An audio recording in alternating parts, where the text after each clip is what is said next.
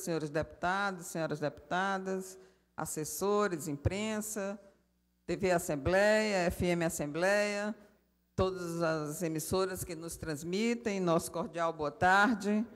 Eu queria fazer um registro antes da minha fala. A companheira Soledad Garcia Munhoz, do Instituto Interamericano de Direitos Humanos, se encontra aqui em Fortaleza, aqui na Assembleia Legislativa do Estado do Ceará, e teremos, a partir de segunda-feira, né, a abertura do primeiro curso brasileiro interdisciplinar de direitos humanos, e nós convidamos a todos os deputados, a todas as deputadas, para se fazer presente nessa abertura, na segunda-feira próxima, às 19 horas. E, portanto, é um curso muito interessante, o tema principal é sobre a miséria, e aí nós teríamos assim, um momento importante, são 10 dias de curso que vão ser administrados aqui pela Soledad, e contamos com o apoio da Coordenadoria de Direitos Humanos do Governo do Estado do Ceará. Portanto, fica aqui o nosso registro e o nosso agradecimento, e aqueles que puderem, né, participar e se inscreverem para o curso, as inscrições estão abertas.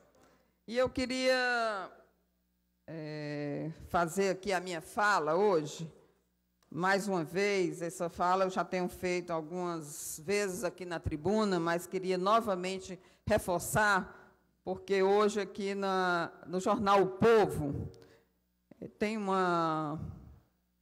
confronto das ideias.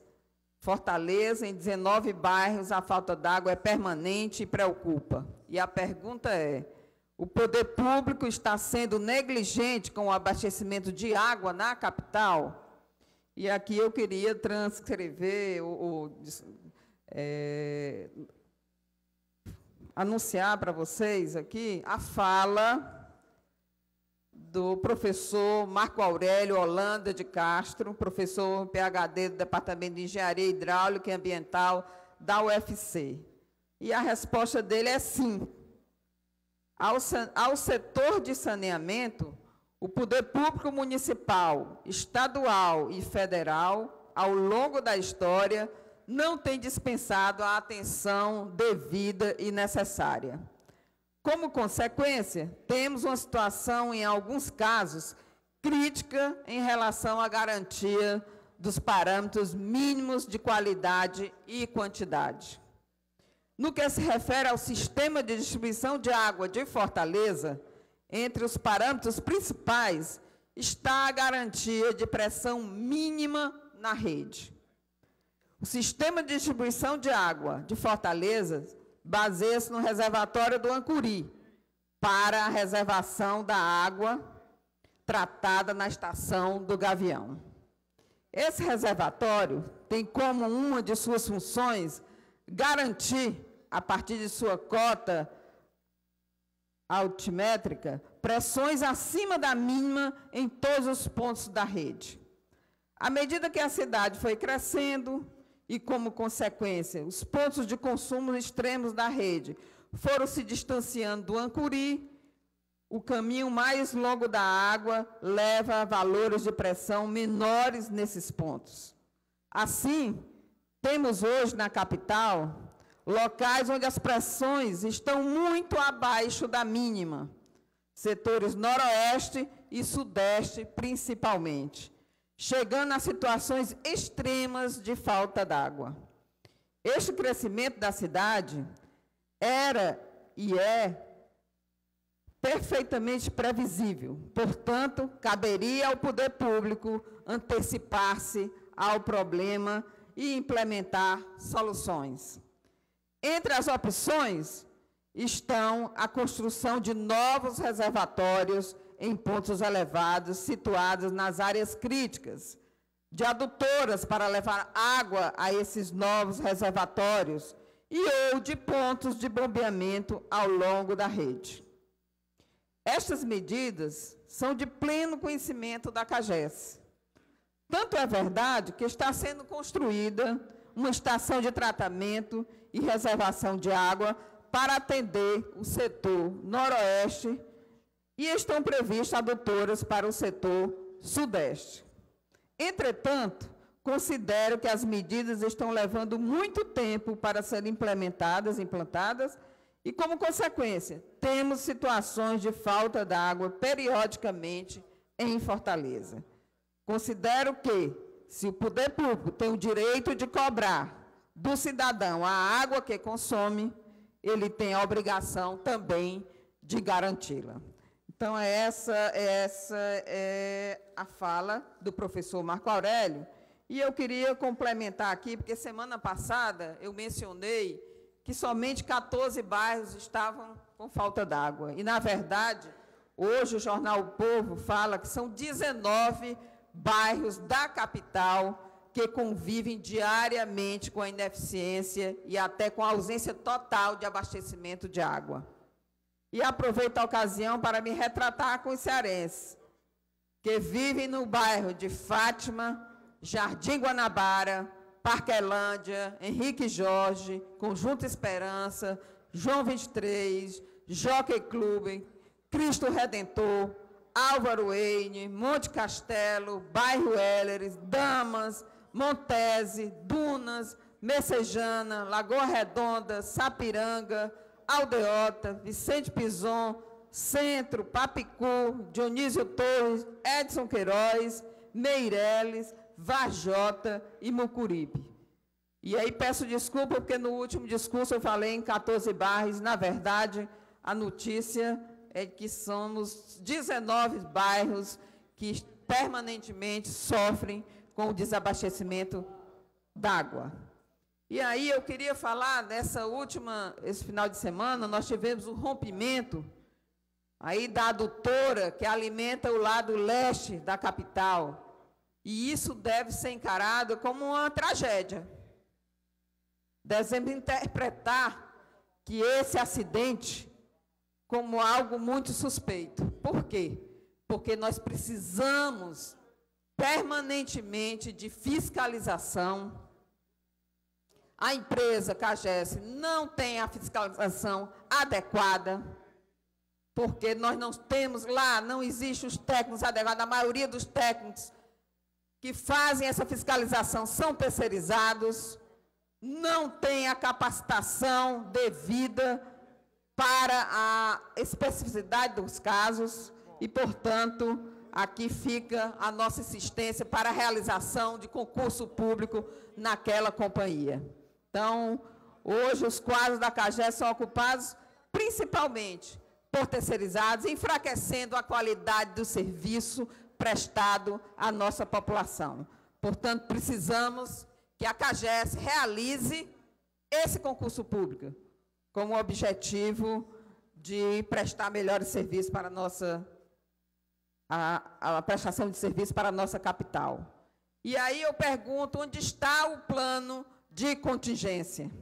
Quais foram as ações emergenciais para que hospitais, órgãos públicos, escolas precisassem recorrer a onerosos tipos de abastecimento? Muitas das pessoas compraram água mineral para, no mínimo, ter o mínimo de abastecimento necessário, gastando em apenas 2 dias mais do que a conta do final do mês. A questão dos carros-pipas, 200 a 300 reais por carro-pipa para abastecer as casas, aqueles que têm condições de comprar água através de carros-pipas. E, portanto, gastando mais do que o consumo mensal para poder não ficar desabastecido. E aí, qual é o plano de contingência que a CAGES anunciou? A questão da comunicação. A CAGES, como fez essa comunicação ao público? Avisando da falta d'água, avisando como seriam as manobras para que a população não ficasse desabastecida. E aí, nós aqui colocamos esses questionamentos, como que a Companhia de Água e Esgoto do Estado do Ceará tem tratado ultimamente a nossa população. Esses bairros citados aqui são problemas de 10 anos para cá, que a população não tem água, deputado Leonardo? E aí, a sobrevivência dessas pessoas, que tipo de água chega nas casas dessas pessoas quando compram a água dos carros-pipas? E aí é uma questão de saúde pública. O senhor que é médico sabe muito bem que tipo de água é esse que chega nas casas. Os poços, hoje, com 10 metros, estão todos comprometidos na cidade de Fortaleza. Os poços profundos. E, portanto, nós temos um grave problema e precisamos cobrar aqui da CAGES, primeiro, uma investigação desse último acontecimento, né, desse rompimento que aconteceu no final de semana, que hoje no jornal está aqui, falta d'água prejudica até o fórum. O fórum está lá ainda sem condições de trabalho por ausência dessa água. Deputada Eliane, Lula Moraes, me permite uma parte? E assim que puder, deputado. Obrigado. Precisamos investigar obrigatoriamente. A CAGES é uma concessionária da Prefeitura Municipal de Fortaleza e o governo do Estado precisa fazer, né, dar o seu apoio e dizer de que forma a população de Fortaleza vai sair desse caos da falta d'água. Então, eu queria dizer que os moradores que têm baixa renda, que não têm recursos para permanentemente estar comprando água e abastecendo suas casas com carro-pipa, não tem as áreas de risco, né, como São Miguel, Janguruçu, essas pessoas que contam com o poder público para poder ter o seu abastecimento decente, e aí contam também com o poder público para resolver definitivamente esse caso de desabastecimento d'água da cidade de Fortaleza. E aí não se pode aceitar que a CAGES não seja capaz de garantir o que é a sua obrigação legal, fornecer água ininterruptamente a todos os cearenses. É imperioso que a companhia tome as providências para que não interrompa as manobras e garanta o abastecimento d'água até a conclusão definitiva da obra de reforço do sistema do setor Messejana. E os recentes e recorrentes acidentes tornam ainda mais urgente a implementação de uma planejada política de abastecimento e de contingência em nosso Estado. A falta de planejamento no setor contribui decisivamente para o agravamento das desigualdades sociais, a degradação ambiental e as falhas na saúde pública. Então, eu queria deixar registrado essa nossa indignação e que a população de Fortaleza vem sofrendo. É impossível, nós estamos agora com a situação, as pessoas à noite, nem à noite está chegando água, gente. Isso é um absurdo. Nós ficamos aqui, meu prédio ficou 24 horas sem água, foi um desespero, foi um verdadeiro desespero. Eu imagino que é aqui no Edson Queiroz.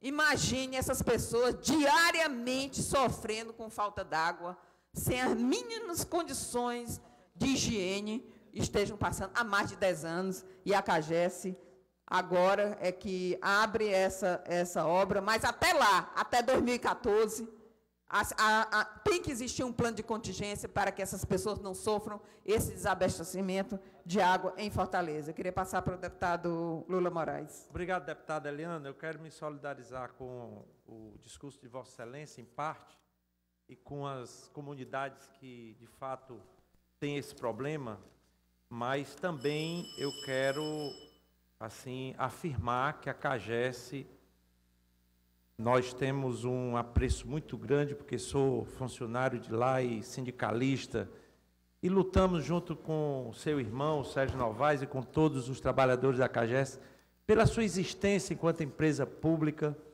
É uma empresa que tem, assim, sido muito importante estrategicamente para o Estado do Ceará, principalmente por ser uma empresa que preservou-se com essa característica que nós sempre lutamos.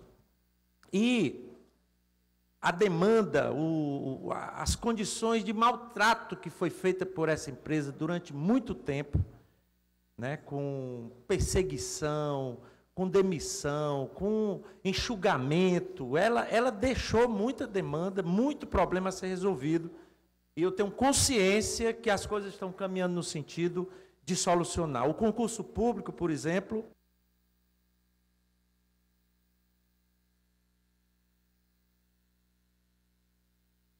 é uma decisão já tomada pelo governador Cid Gomes, e a empresa está ultimando nesse sentido, realização de um concurso para quase 400 funcionários e com uma reserva de até 900, mais 600.